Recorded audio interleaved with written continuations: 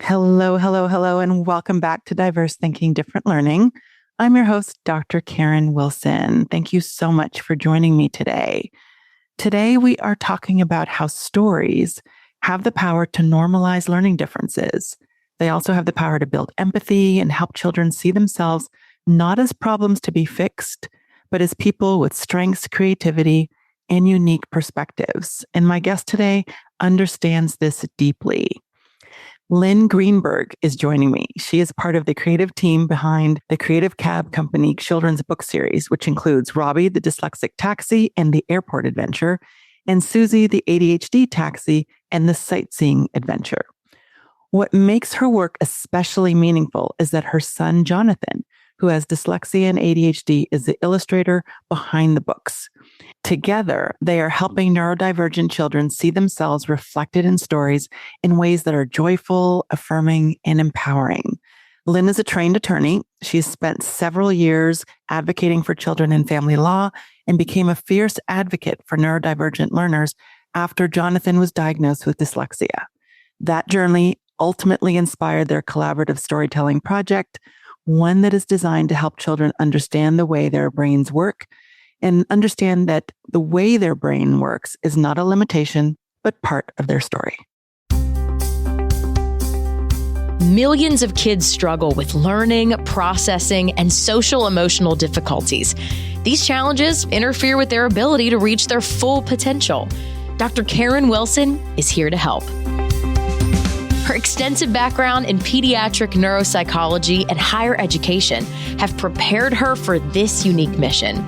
Listen as she delivers content to inform, educate, and empower parents and educators. This will enable you to identify challenges that kids face and get them on the road to achieving their full potential. This is Diverse Thinking, Different Learning by Child Nexus. Hi, Lynn. I'm so glad you're here. Thank you for having me. It's great to be here. I was very, very intrigued when I heard about your story and the books that you and John created. And I would love to start at the beginning for our listeners, because what I know from interacting with a number of parents and advocates is that many advocacy journeys start with a personal moment, a diagnosis, a challenge, or an experience that changes how you see the system. I'd love for you to kind of take us back to when Jonathan was first diagnosed with dyslexia and what that time was like for your family. Sure. So I am lucky enough to have 4 children. John is my youngest of all of them. And he's younger by quite a bit. And so, I certainly know that everyone learns in their own way. But John was not hitting a lot of the milestones that he really should have been hitting. And I knew that he was very smart. He could tell you about things that no one else had noticed. He could tell me every Thomas the Tank Engine's name, but not tell me that Thomas started with the letter T.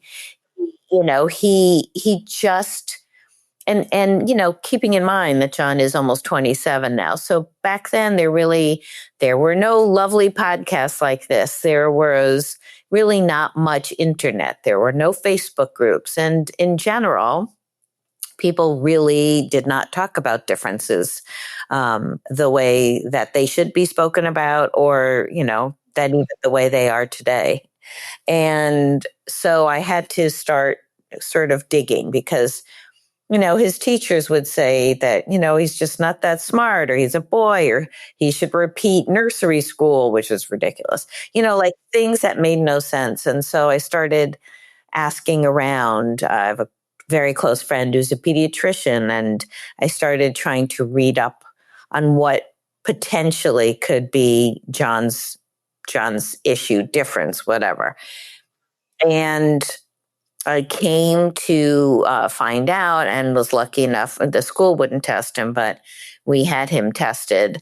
And so sure enough, classic dyslexic, super smart, had ADHD, which many people with differences do. They have what are called comorbidities, more than one thing going on at once. And so that's how we found out that John was dyslexic, and that began the next journey. Finding out what was going on was the first part, and then trying to figure out how to teach him the best way possible was the second part. Right. And, one of the things that I often see in my work as a neuropsychologist is that a diagnosis can be both clarifying and overwhelming for families. Many experience relief because they now understand kind of what you're describing, what is going on. So on the one hand, it provides answers, but on the other hand, it raises new questions about support and what the future might look like. How did Jonathan's diagnosis change the way you thought about education and advocacy? So for me, for us, for our family, for John, the label, yes. Now what? How do I give John the best possible education? School wasn't working. The learning specialist wasn't able to help. She basically said, I don't know how to teach someone who's dyslexic. His teacher, and this was at first grade at the time, his teacher was like, I don't get it. He can memorize the story, but why can't he read it? And, a total lack of understanding and empathy, understanding by the specialist and empathy by the teacher. And so I spoke to the person who tested him, and she suggested that I look into this school called the Windward School, which is about 40 minutes away from me.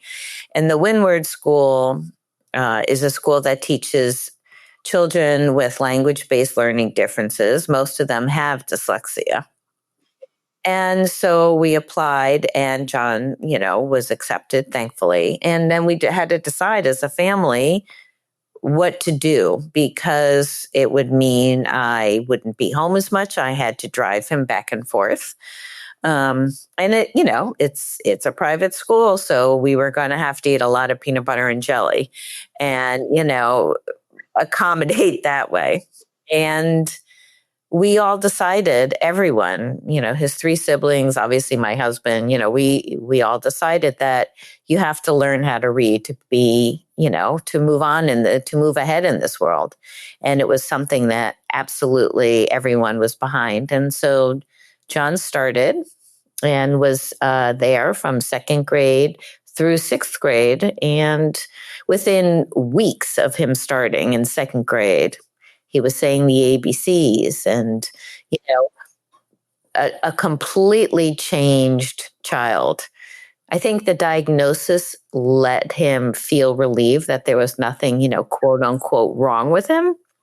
And, finding the school and finding other people like him, finding his people was rewarding for him and for me, because I didn't have anyone to talk to. And so it was really a gift for him to be able to go to the Windward School. Absolutely. We know that when kids get the support that they need in order to thrive, it absolutely, and I say this all the time, transforms lives. And just wonderful that he had the opportunity to be taught to read in a way that his brain needed, because it's wired differently with respect to reading. Absolutely. And I think it's really important, whatever the situation or the difference, to listen to your child, to try to do your best to find the best way to educate that child, because it's a struggle. People think of it less negatively than they used to. None of these kids are less than, but sometimes, unfortunately, the world isn't a kind place and is telling them that they are less than. And that's a shame, because they're not. John thinks of it as a superpower. I find it fascinating how many innovations in the world of neurodiversity or in the neurodiversity space start in living rooms and kitchen tables with parents and kids trying to solve a problem and understand things firsthand. How did the idea for the Creative Cab Company series first come about? So John is my artist, and he was home during COVID, like many. And, it's obviously he was home from college, and it was hard for so many to have their education over a computer. But with art, it's almost harder because, how do you work with a professor on your art? So he was doing a lot of things as best he could. And at the same time, I was reading, to my grandchildren on FaceTime. And so we said, hey, what would it look like if we wrote a story? And what would those characters be? Like a children's book. And John said, well, I wish I had stories that reflected me and my friends when I was younger. Why don't we write about, a dyslexic character?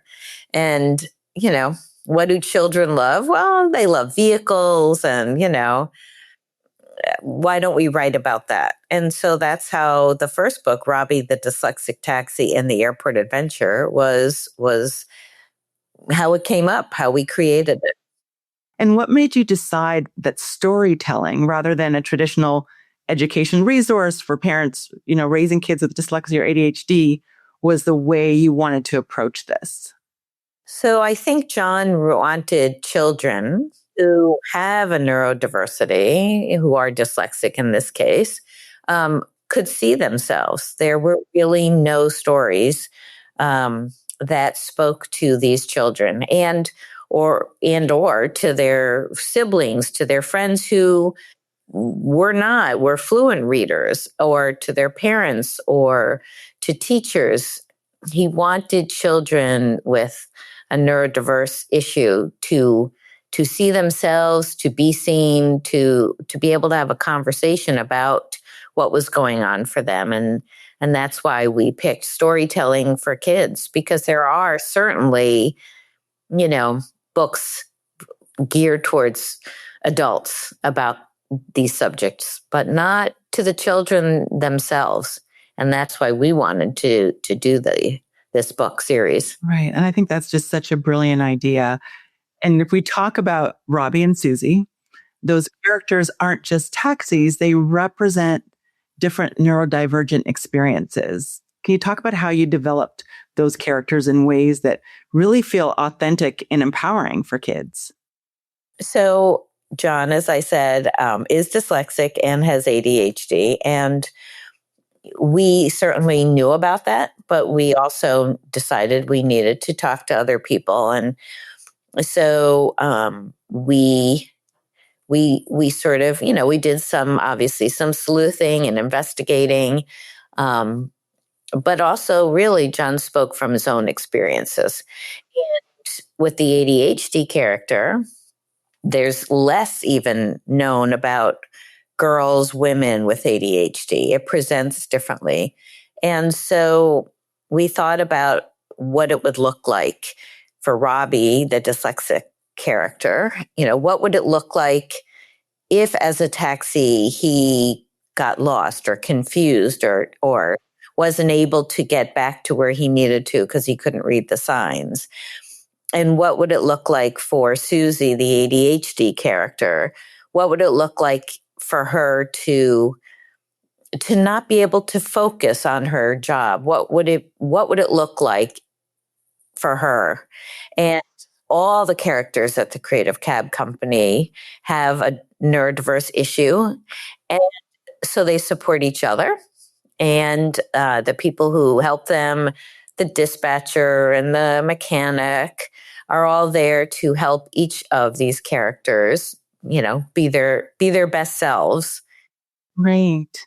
I feel like there's just something really powerful about metaphor when you're talking to children. Instead of saying you have dyslexia, a story can show how a character navigates the world differently, which is what you've described. Because then suddenly kids can see themselves with a bit more distance and also more compassion. Yes. And I think that's important. The world is not always a nice place, especially lately. And I think we all need to learn that our differences are what make us great. And it's important to applaud those differences.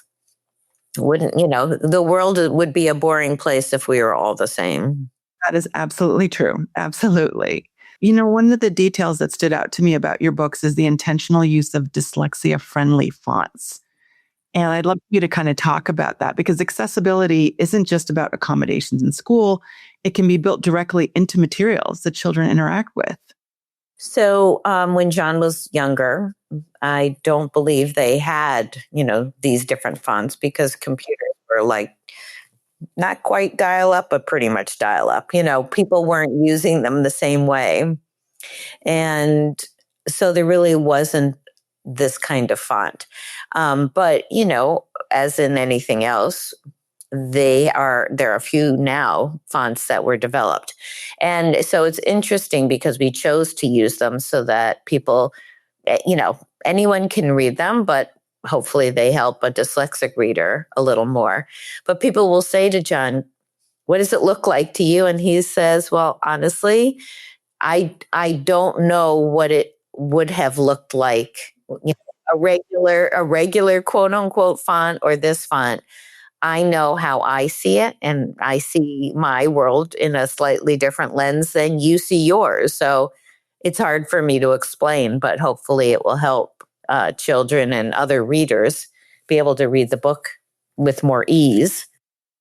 And I feel like when children encounter reading experiences that are accessible from the start, it changes their relationship with books. So instead of frustration, they can experience curiosity and enjoyment. Yes. And John is getting his MFA now. He's in graduate school. His art for that is different, but these characters are sweet and whimsical and cheerful and bright. And we've had so many people tell us that not only is the story empowering, but the characters are so appealing to any reader that if you're having trouble reading it, the characters are lovely to look at and fun. And if you are learning to read, they help bring the story alive to the page. And so I think the combination of the story and the characters, I think, have really proven so successful. And quite frankly, we've won awards and we've gone to schools, and it's been really a wonderful journey. And that's why we're writing a whole series now on neurodivergent characters. That is so wonderful because I feel like your books carry such a beautiful message, which is that differences can be strengths. Absolutely. As I said, John always says it's a superpower because before he could read, he would draw and sketch to try to get his feelings and thoughts out. And that just continued. So I think everyone needs to be able to find their strengths and their superpowers. And again, we aren't all the same, and that's great. Everyone needs to learn to be who they are in the best way they can. Yes, I think that's what we're all trying to aspire to, and supporting kids with differences in the way they learn and think it empowers them. And I'm wondering, in your experience, how you found storytelling helping children develop self-acceptance as well. So it's interesting. A few years ago when Robbie first came out, I went to my grandson, who at the time was in first grade. I went to his classroom and read the story. And kids in first grade often are learning how to read. And so it was interesting because it allowed for conversation. There were kids who were absolutely learning to read and kids who were struggling. And, the questions that came up were so interesting because they wanted to know what it looked like, or could it be them, or why was it easy for one and not the other? And that's what we wanted. We wanted those kinds of conversations. And when we are able to have them, it's been great. We did a book signing, and, this little boy went up and was hugging John. He's like, thank you. There's a book about me, and it was sweet and heartwarming. So yes. And, when I said empowering, I can see that happening when kids are reading these books and they see themselves in the stories, because often that's not the case. Yes, too often, unfortunately. I think it's very important. We went back to the Windward School with Robbie, and we're supposed to go back for Susie. And we read it to a group of students, and, there was a Q&A, and the kids were asking, they could see themselves there. They were the students, and then they could see that the hard work that they were doing could pay off. Because look, here was somebody who came back who was in their shoes, and they followed him around like a rock star. It was so great. Can we have your autograph? What are you doing now? And what's your next book? And it was very funny because when we said the next book's going to be about ADHD, everyone was clapping. Yay, we have it too, so. They want to hear more and again, see more of themselves in these stories. Absolutely. Yeah, they do. People want to be seen, I think. So for who they are, most importantly. Right. Many parents listening right now may have a child who is recently diagnosed with dyslexia, ADHD, or another learning difference. Is there a message that you think would be helpful or you want those parents and their children to hear based on your experiences? I think it's so important to see the child for who they are, not really just as an extension of yourself. Because I think when children come into our lives, we think, I hope that this happens for them or this is, but it's so important to see your child for who they are and help them grow into their own potential. And, every community is slightly different and they're teaching, the schools are different. And, obviously not everyone is lucky enough to have a Windward nearby. And I think it's important to see what your community does have. And, now there are groups in the community, Facebook groups. There are so many of those where there didn't used to be. I think you need to find your people. I think that's so important. And I think it helps. I think it helps your child. And I think it helps you navigate whatever system, you're trying to work with. And I think it's really important to, it's difficult and it's sometimes hard to find the best answer for you and your family and for your child, but try to find a community that can support you and then don't give up. You are going to have days where you just want to sort of pull your hair out and say, well, now what? Or why isn't this working? But I think it's important to sort of take a deep breath and know you're trying to do your best and, just keep putting one foot in front of the other. Absolutely. I feel like one of the strong messages that comes through from hearing you speak and knowing about these books is that when children encounter characters who think, learn, and experience the world the way they do, it really helps them build a story about themselves that is rooted in possibility, like completing an MFA, rather than limitation, right? 100%, it should not be a negative. And I'm not going to be Pollyanna. There are definitely days where everyone feels frustrated and upset. But I think it's important to say, okay, today was a hard day or a bad day. Let's deal with it. And tomorrow's going to be better. And I think it's just important because there's going to be a lot of days. There will be a lot of days where you need to focus on what is best. How best can you move forward? And sometimes it's 2 steps forward, 3 steps back, but keep putting one foot in front of the other because, as John and all of his classmates will tell you from Windward, there's light at the end of that tunnel. He has one friend who worked for NASA. He has a friend who's an engineer. They all went on to do different things, but they all went on to be successful because they had love and guidance and support. And I think that they would say, because their families loved and supported them, they were able to find the the best way for them to move forward in the world. Yes. And the best way for them to reach their full potential and achieve their goals. Absolutely. Lynn, I cannot thank you and John enough for creating these books. If listeners want to learn more about you and the books and the series, how can they connect with you and learn more? Well, thanks. So we are on social media, Instagram, Facebook, TikTok. It's Creative Cab Company, one word, or creativecabcompany.com. We have a website. In both those areas, there are ways to either DM us or email us. We would love to hear from people. You can go to Amazon and buy the books. You can go into your bookstore, and if they don't have it, they can order it for you. But there are so many ways for us to reach out, and we hope people do, because we would love to, hear your stories and have a conversation. Go to your schools. We can do that if that's an option, or we can even do it virtually sometimes. So, please find us. We would really love to hear from you.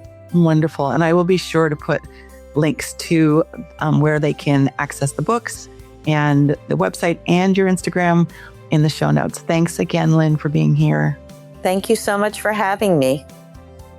Thanks so much for joining me today. If you'd like to learn more about Lynn and John's books, you can visit creativecabcompany.com or follow them on Instagram at creativecabcompany. As always, if you found this conversation helpful, please share it with a parent, educator, or professional who supports neurodivergent children. Until next time, bye. Thanks for listening to Diverse Thinking, Different Learning by Child Nexus. For more resources, visit us online at childnexus.com.